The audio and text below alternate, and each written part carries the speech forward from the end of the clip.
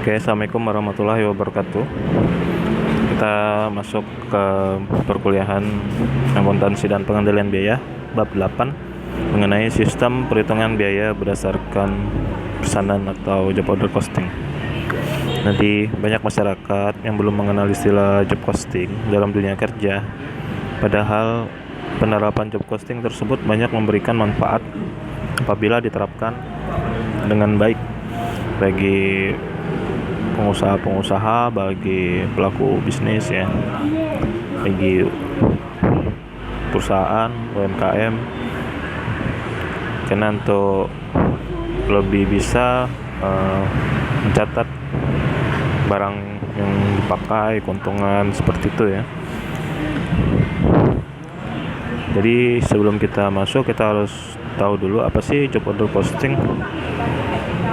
Job order costing ini merupakan suatu metode perhitungan di mana biaya produksi dikumpulkan, nantinya akan dibebankan dan menjadi biaya ke unit produksi. Biaya ini bisa dikatakan sebagai biaya berdasarkan pesanan.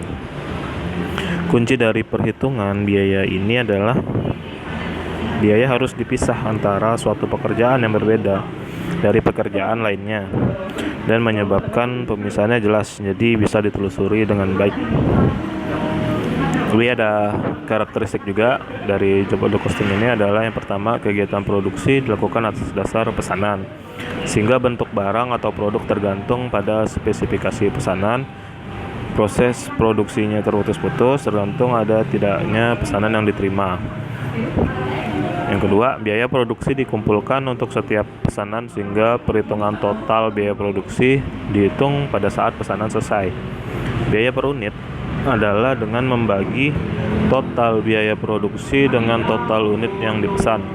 Yang ketiga, pengumpulan biaya produksi dilakukan dengan membuat kartu harga pokok pesanan atau job order cost sheet yang berfungsi sebagai buku pembantu biaya yang memuat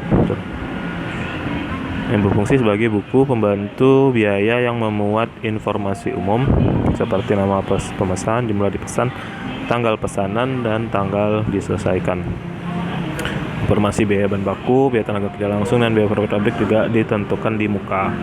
Yang terakhir, penentuan harga pokok per unit produk dilakukan setelah produk pesanan yang bersangkutan selesai dikerjakan dengan cara membagi harga pokok produk pesanan dengan jumlah unit produk yang diselesaikan. Oke, masuk ke kartu harga pokok pesanan.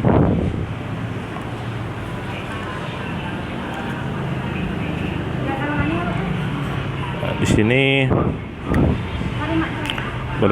kartu harga pokok pesanan ini dapat berbentuk kertas atau elektronik.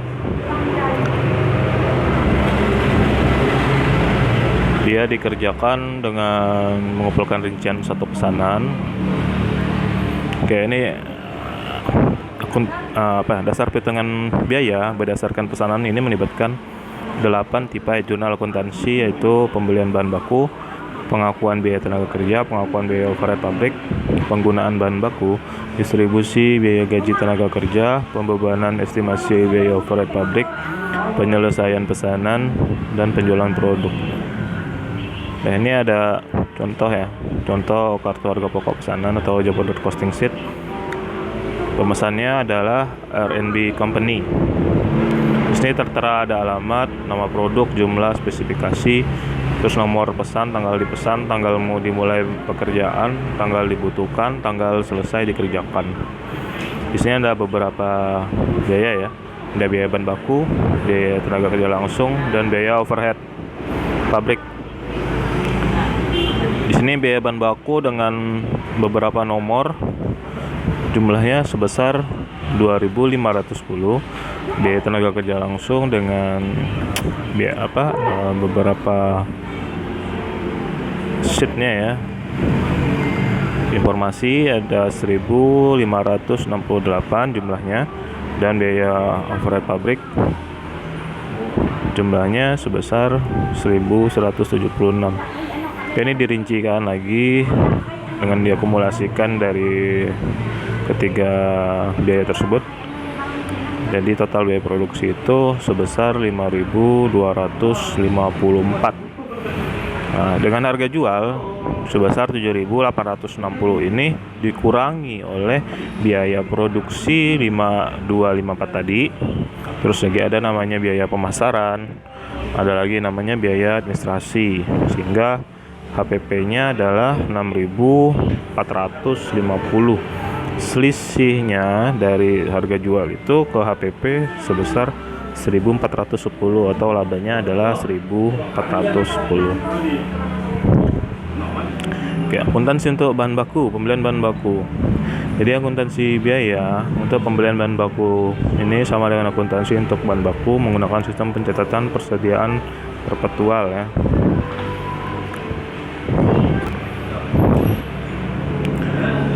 Jadi perpetual atau abadi ya, atau terus menerus. Jadi R&B Company membeli bahan baku secara kredit sebesar 25.000 pada tanggal 5 Januari. Jadi jurnalnya adalah masuk ke debit material, masuk di kredit akun payable sebesar 25.000, material 25.000, di kreditnya akun payable 25.000. Jadi kuantitas dan harga unit dari setiap pembelian dicatat dalam kartu catatan bahan baku. Satu kartu digunakan untuk setiap jenis bahan baku. Kartu-kartu tersebut berfungsi sebagai catatan persediaan perpetual dan merupakan buku besar pembantu yang mendukung akun bahan baku. Kartu-kartu ini dan dokumen-dokumen lain dapat berbentuk kertas maupun elektronik. Oke, yang kedua, penggunaan bahan baku. Jadi bahan baku ini untuk setiap pesanan dikeluarkan ke pabrik berdasarkan bukti permintaan bahan yang merupakan dokumen yang disiapkan oleh pembuat jadwal produksi atau personel lain yang memberikan spesifikasi nomor pesanan dan tipe serta jumlah bahan baku yang diperlukan. Satu kopi dari setiap bukti permintaan bahan dikirim ke bagian gudang yang menyimpan item yang dimaksud. Kuantitas dan biaya dari setiap item dicatat dalam bukti permintaan bahan dan diposting ke kartu catatan bahan baku. Aliran bahan baku langsung dari gudang ke pabrik dipertanggungjawabkan sebagai transfer biaya dari bahan baku ke barang dalam proses. Jadi seringkali ini dilakukan dalam bentuk iktisari akhir suatu bulan atau periode. Bahan baku yang diminta di bulan Januari pada R&B Company terdiri atas pesanan 5.574 sebesar 2.510. Pesanan 5.574 itu sebesar 24.070 dan pesanan 5.576 sebesar 4.420.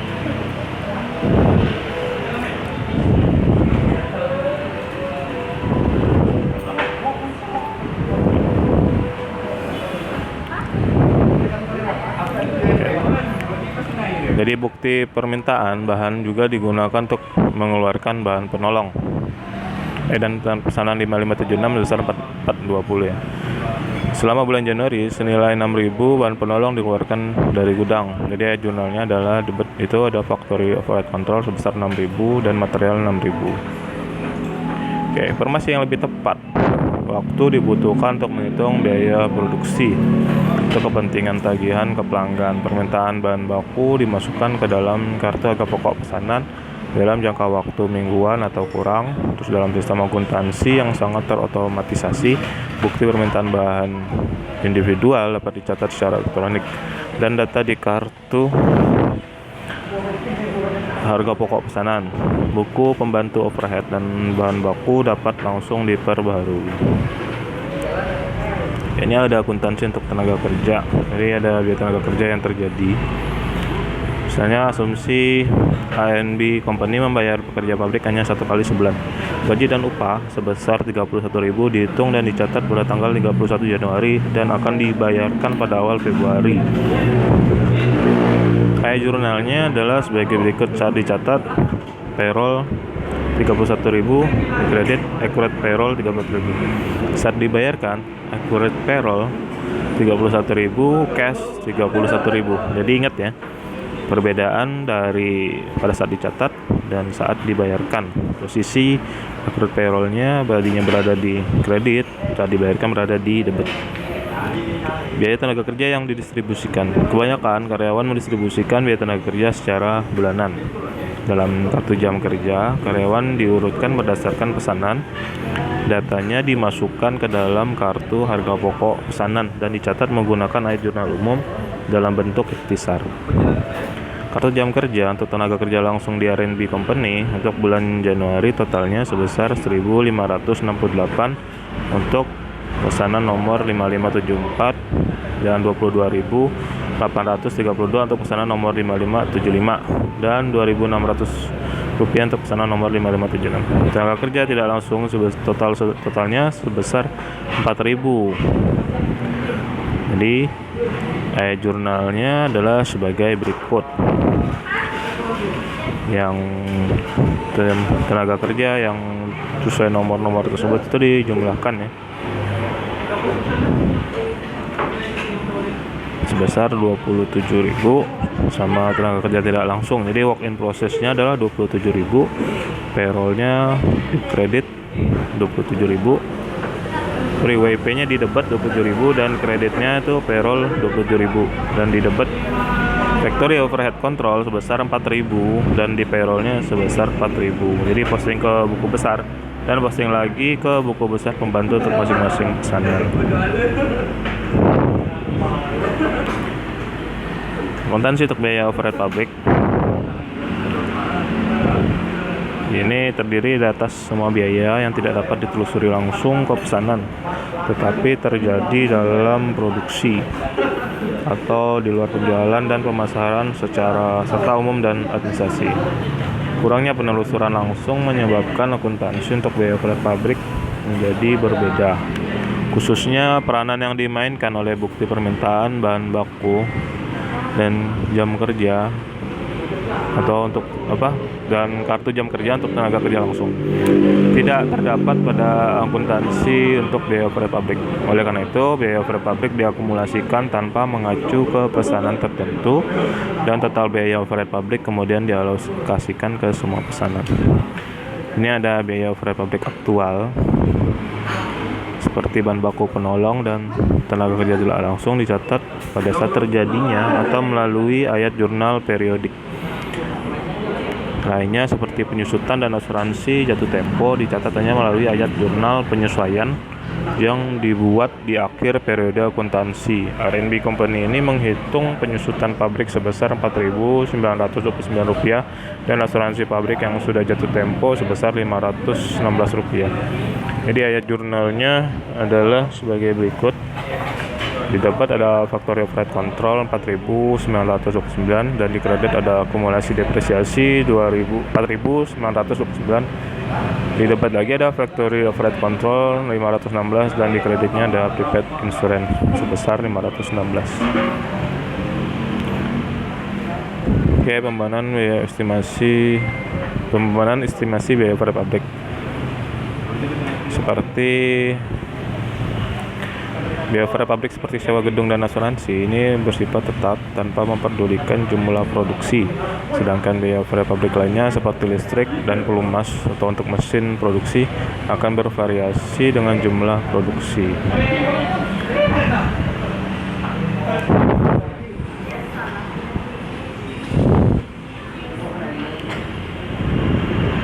Jadi jumlah yang dibebankan adalah sesuai dengan proporsi dari suatu aktivitas seperti penggunaan tenaga kerja langsung, penggunaan mesin, waktu proses, penggunaan bahan baku atau kombinasi dari 2 atau lebih aktivitas tersebut.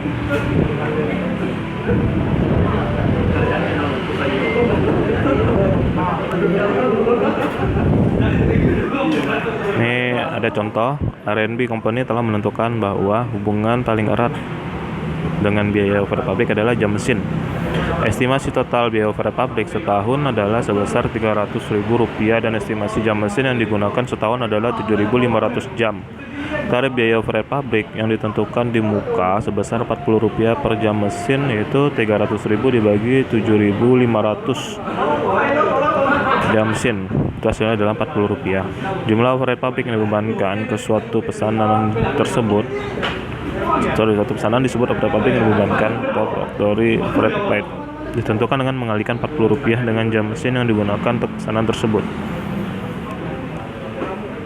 Misalnya dalam catatan itu ada 29,4 jam mesin untuk pesanan nomor 5574 dan 250,6 jam mesin untuk pesanan nomor 5575 dan 50 jam mesin untuk pesanan 5576, sehingga totalnya sebesar 330 jam mesin digunakan di bulan Januari. Jadi biayanya sebesar Rp13.200 itu dikalikan Rp40 dari 330 jam. Dalam proses dan pengendali overhead pabrik langsung dikredit menyatakan akun perantara overhead pabrik yang dibebankan. Jadi jurnalnya adalah WIP di debit 13.200 dan dikredit factory overhead applied 13.200 dan di debit ada factory overhead applied 13.200, di debit lagi ada under applied factory overhead 2.245 dan di kredit ada factory overhead control 15.445. Posting ke buku besar pembantu untuk masing-masing pesanan. Saldo debit 2245 di pengendali produk ini dikasihkan overhead pabrik yang terjadi melebihi jumlah overhead pabrik yang dibebankan, sehingga dapat disimpulkan biaya overhead pabrik yang terlalu rendah sebesar 2.245. Saldo overhead pabrik yang dibebankan terlalu rendah atau terlalu tinggi akan diperhitungkan dalam jurnal penutupan, yaitu ke harga pokok penjualan di akhir tahun. Dari debat ada COGS atau cost of goods sold 2245, di kreditnya ada under applied factory overhead 2245. Atau di debat ada over applied factory overhead atau kelebihan ya, dan di cost of goods sold di kredit. Terus yang selanjutnya ada akuntansi untuk barang jadi dan produk yang dijual. Saat pesanan diselesaikan, kartu pokok pesanannya dipindahkan dari kategori barang dalam proses ke barang jadi. Persediaan barang jadi dikirim ke pelanggan pada tanggal 27 Januari. R&B Company mengirimkan barang senilai Rp52.300 dengan harga jual Rp70.000. Jadi jurnalnya adalah sebagai berikut. Di debit ada finish good Rp52.300, di kredit ada WIP atau work in process Rp52.300, di debit ada cash atau akun receivable Rp70.000 dan di kredit ada sales Rp70.000. Di debit ada lagi COGS Rp52.300. Jadi posting ke buku besar pesanan yang diselesaikan dan dijual. Oke, yang terakhir ada sistem perhitungan biaya berdasarkan pesanan di perusahaan jasa. Dalam bisnis jasa, ketika pesanan berbeda satu dengan yang lainnya dan informasi biaya diinginkan untuk setiap pesanan individual, beberapa variasi dari perhitungan biaya berdasarkan pesanan digunakan. Dalam bisnis ini, biaya tenaga kerja lebih besar dari biaya-biaya lainnya, sehingga dijadikan dasar alokasi biaya overhead pabrik. Dalam bisnis jasa profesional, ada banyak biaya yang dapat ditelusuri secara langsung oleh tenaga kerja. Contohnya adalah biaya perjalanan, hiburan, telepon, dan biaya-biaya yang disubkontraktorkan. Oke. Dari materi tersebut sebenarnya ada beberapa manfaat ya. Manfaat dari job costing ini adalah bagaimana perhitungannya dipisah dan menyebabkan tidak akan tercampur biaya antara satu dengan lainnya ya, sehingga penelusuran biaya itu dapat mudah dilakukan ya. Kita mengetahui biaya-biaya apa saja yang diperlukan dan biaya-biaya apa saja yang tidak diperlukan. Oke, sekian dari saya. Wabillahi taufiq wal hidayah. Wassalamualaikum warahmatullahi wabarakatuh.